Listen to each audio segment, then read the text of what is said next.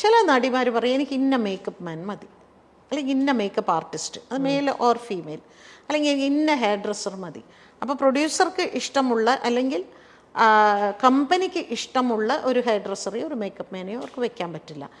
അങ്ങനെ നോക്കുകയാണെങ്കിൽ എല്ലാവരും പ്രമുഖരാണ്, എല്ലാവരും അവരവർക്ക് ആവശ്യമുള്ള ആളുകളെയാണ് അവർ ചൂസ് ചെയ്തുകൊണ്ടിരിക്കുന്നത്. എനിക്ക് ഇന്ന കോസ്റ്റ്യൂമർ മതി, അവരാണ് എനിക്ക് കറക്റ്റായിട്ട് കോസ്റ്റ്യൂം ഡിസൈൻ ചെയ്ത് തരുന്നത്.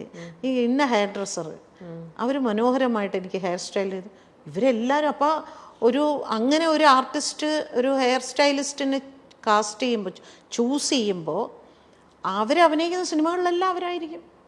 അപ്പം മറ്റവർക്ക് പണിയുണ്ടാവില്ല. അതൊക്കെ പ്രമുഖർ തന്നെയാണ്.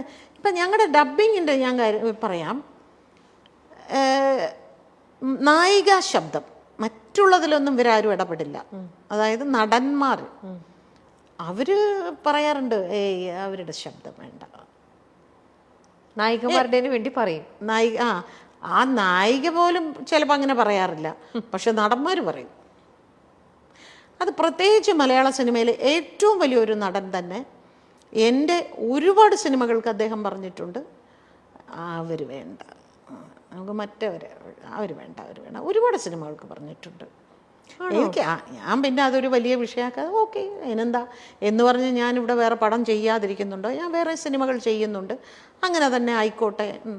അതൊക്കെ നമ്മൾ ഈസി ആയിട്ട് ഇതിൻ്റെ ഒരു ഭാഗമായിട്ട് എടുക്കുക, അത്രയേ ഉള്ളൂ. അതിനൊന്നും നമ്മൾ കൊടി ഉയർത്തി ഇതിൻ്റെ പിന്നാലെയൊന്നും പോയിട്ടൊന്നും ഒരു കാര്യമില്ല. ആ നായികയ്ക്ക് വേണ്ടിയിട്ടാണ് ചേച്ചി ഇവിടെ ശബ്ദം കൊടുക്കുന്നത്. നായികയ്ക്ക് അവിടെ ഒരു വോയിസും ഇല്ല. ആ സിനിമയിലെ നായകനാണ് തീരുമാനിക്കുന്നത് ആരാർക്ക് എന്ത് ശബ്ദം കൊടുക്കണം എന്നുള്ളത്. അപ്പൊ അതൊരു പവർ ഗ്രൂപ്പിന്റെ ഓരോ ഇതെന്ന് പറയുന്നത് തന്നെ പവർ ഗ്രൂപ്പ് ഒക്കെ ഉണ്ട്. അതില്ല എന്ന് പറഞ്ഞാൽ ഞാൻ സമ്മതിക്കില്ല. ഓക്കെ, പവർ ഗ്രൂപ്പിൽ സ്ത്രീകളുടെ റോള് താരതമ്യേന കുറവാണ് എന്നുള്ളതേ ഉള്ളൂ. കയറി നിൽക്കുന്ന തീർച്ചയായിട്ടും പുരുഷന്മാർ തന്നെയാണ്. ഈ സ്ത്രീകളാണെങ്കിൽ പോലും, സ്ത്രീകൾക്ക് ഇപ്പൊ ചേച്ചി പറഞ്ഞു, പുരുഷന്മാരെ നായകനെ ഡിസൈഡ് ചെയ്യാനുള്ള ഒരു പവർ അവർക്ക് അല്ലെങ്കിൽ ഒരു വോയിസ് ഉണ്ടാവില്ല. എന്നിരുന്നാൽ കൂടെ അവരുടെ കൂടെ അഭിനയിക്കുന്ന ബാക്കി കോ ആർട്ടിസ്റ്റുകൾ അവരാരൊക്കെ വേണം, അല്ലെങ്കിൽ എനിക്കിപ്പം ഒരാളുമായിട്ട് എനിക്ക് വലിയ താല്പര്യമില്ല, അപ്പൊ എൻ്റെ സിനിമയിൽ അവരാണ് എൻ്റെ സിസ്റ്ററായിട്ടോ എൻ്റെ ഫ്രണ്ടായിട്ടോ വരുന്നതെങ്കിൽ അങ്ങനെയും അവരവിടെ ചെയ്യിക്കാറുണ്ടോ അല്ലേ? ഞാൻ വരണമെന്നുണ്ടെങ്കിൽ ആ കുട്ടീനെ ആ സിനിമയിൽ വെക്കാൻ പാടില്ല അല്ലേ? നമുക്കറിയാം പണ്ടൊക്കെ നമ്മൾ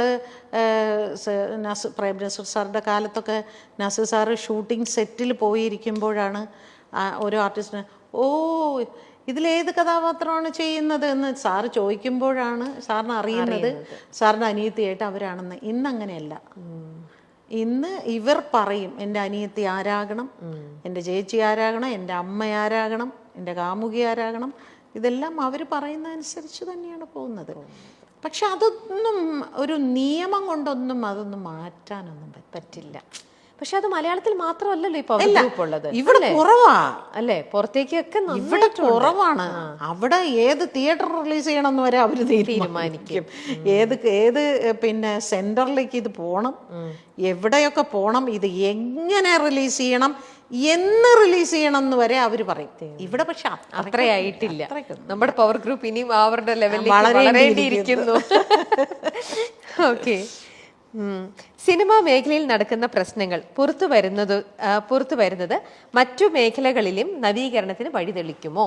സിനിമയിൽ വരുന്നത് മറ്റു മേഖലകളിൽ നമ്മുടെ ഇപ്പം നടന്നുകൊണ്ടിരിക്കുന്ന സംഭവം സിനിമയിൽ മാത്രമുള്ളതല്ലല്ലോ. ഈ സംഭവങ്ങളൊക്കെ വേറെ ഏത് ഇൻഡസ്ട്രിയിലും വേറെ എല്ലാ മേഖലകളിലും ഉള്ളതാണ്. അല്ല, ഇതുപോലെ ഒരു കമ്മിറ്റി എല്ലാ മേഖലയിലും വരണം എന്ന് എനിക്കൊരാഗ്രഹമുണ്ട്. രാഷ്ട്രീയത്തിൽ ഒരു കമ്മിറ്റി കൊണ്ടുവരണം. എത്രമാത്രം ഇത്തരത്തിലുള്ള പ്രശ്നങ്ങൾ അവിടുത്തെ സ്ത്രീകൾ അനുഭവിക്കുന്നുണ്ട് പറയണം. അതുപോലെ ആശുപത്രികളിൽ, ജോലി സ്ഥലങ്ങളിൽ, പിന്നെ ഈ പറയുന്ന സർക്കാർ, ഇവിടെയൊക്കെ ഇതുപോലെ ഓരോ കമ്മിറ്റി വെക്കട്ടെ. അപ്പം അറിയാം. ഇപ്പോൾ സിനിമയാണല്ലോ ഏറ്റവും അധികം ചെളിവാരി എറിഞ്ഞുകൊണ്ടിരിക്കുന്നത്. ഇനി മീഡിയയ്ക്കുള്ളിലും വരണം.